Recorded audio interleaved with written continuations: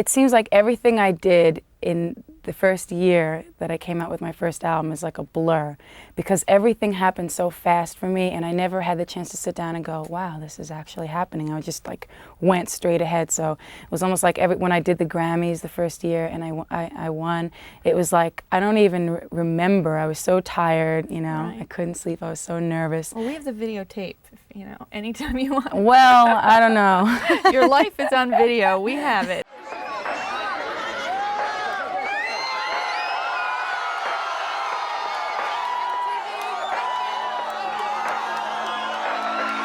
I moved into Manhattan like the day after I graduated high school, and with a couple of friends, and we all kind of had mattresses on the floor and waitressed and did whatever we were aspiring towards, you know, trying to be an actress or a singer or whatever, whenever we could.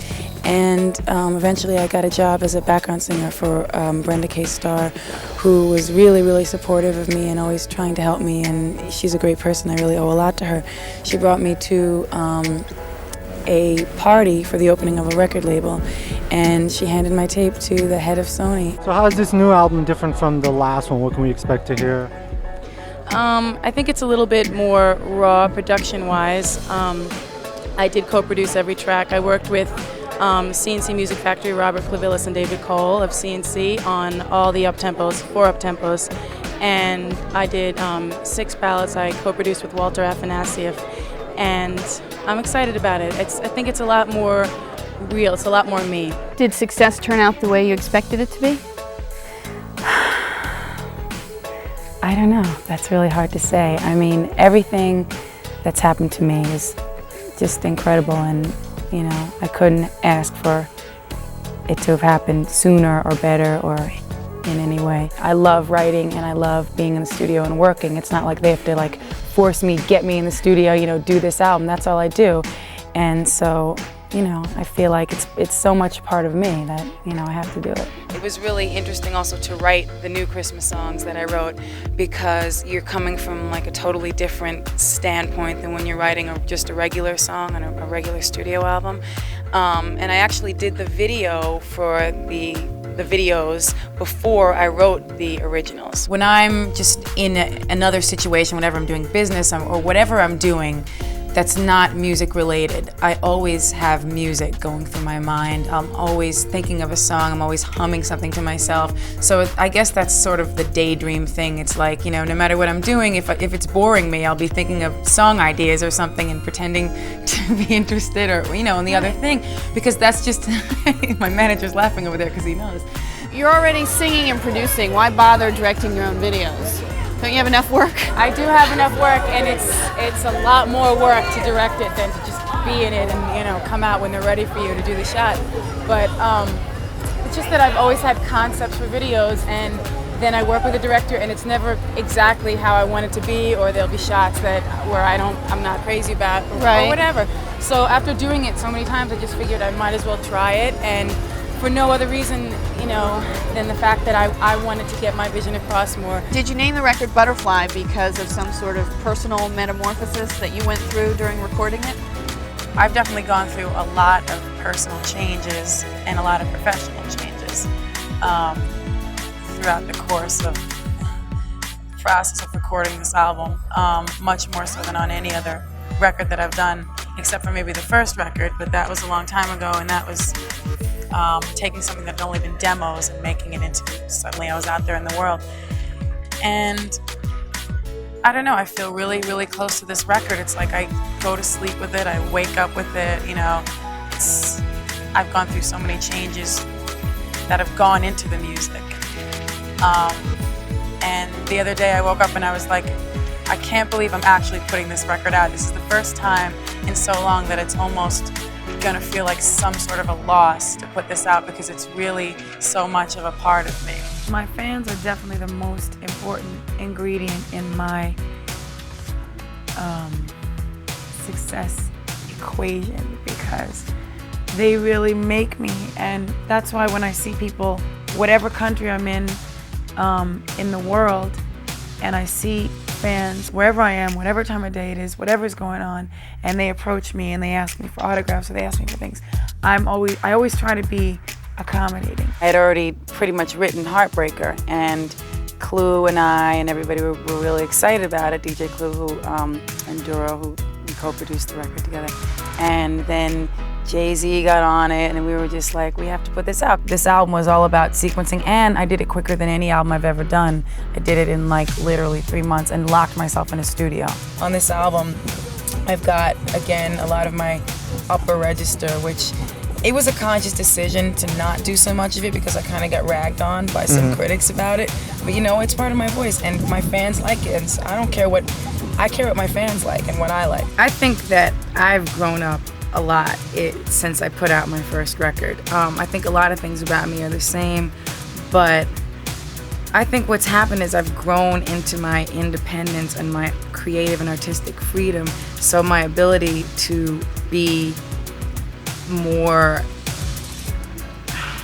specific about certain subjects in songs, to be more connected emotionally to what I'm talking about, is there. You know, I mean, a lot of the songs from my first album were written when I was in high school, you know, so I mean, it's like your perspective changes. Some perspectives are the same, but some things are different. I think, yeah, a lot of people have grown up with those songs, and so have I. Through the Rain was the first song I wrote for this album, and I really didn't write it for the album, I wrote it for myself, but it's also one of those things where I've always tried to insert positivity into my songs wherever I can to inspire other people who go through stuff.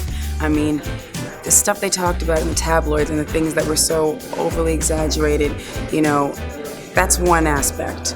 But I also went through a lot of personal stuff, a lot of family stuff this year. You know, losing a parent is an intense thing for anybody. And so it's like, it's brought me to another place. And I just really feel like if you can, with your music, try to help other people, you know, with whatever they're going through, you know, that's always something I've tried to do. And I think this song is just a classic example of that type of thing. My nephew slash brother slash whatever, grandfather, Sean, we have one of those families, and he always calls me Mimi, so I think LA had heard him say that, and we were just talking, he's like, oh, that's a cute nickname, and I was like, yeah, and I was just thinking it'd be pretty cool to use Mimi in the title somehow, so I was thinking like the adventures of, I thought of like a whole bunch of different things, and then I thought the emancipation would be kind of cool because it is kind of like this album that, to me, the spirit of it is very kind of free and fun and lighthearted, and when there is like a deeper moment, it's more of a spiritual moment, like on Fly Like a Bird, or, you know,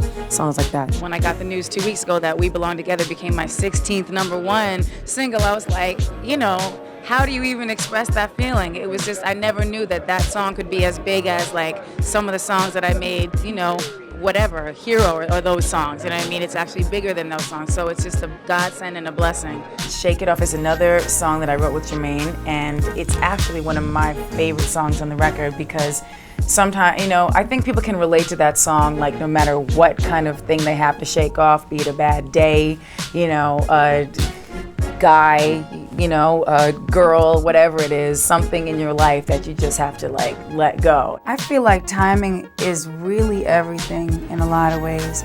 I do feel like I had to go through some struggles and learn some lessons and kind of be publicly stepped on in order to be embraced in a lot of ways, because that's just human nature. But aside from that, because if it were me, like if I had to rate my own stuff, I definitely still love Butterfly as an album. I think, not to be like, whoa, I'm so ahead of my time, but perhaps it was a little ahead of its time because songs like Breakdown and songs like, even like, I did a duet with Drew Hill on that record of a remake of The Beautiful Ones, and Baby Doll was still one of my favorites. I was playing it the other day when I was getting ready, and Tasha, who was doing my hair, said, oh, is this something new you putting this out? I'm like, no, this is from Butterfly, but they never released it. So it's like a lot of those songs that to me are like my favorite little gems never got put out. Even like on an album as big as Daydream, I was still under the control of a huge conglomerate that didn't want me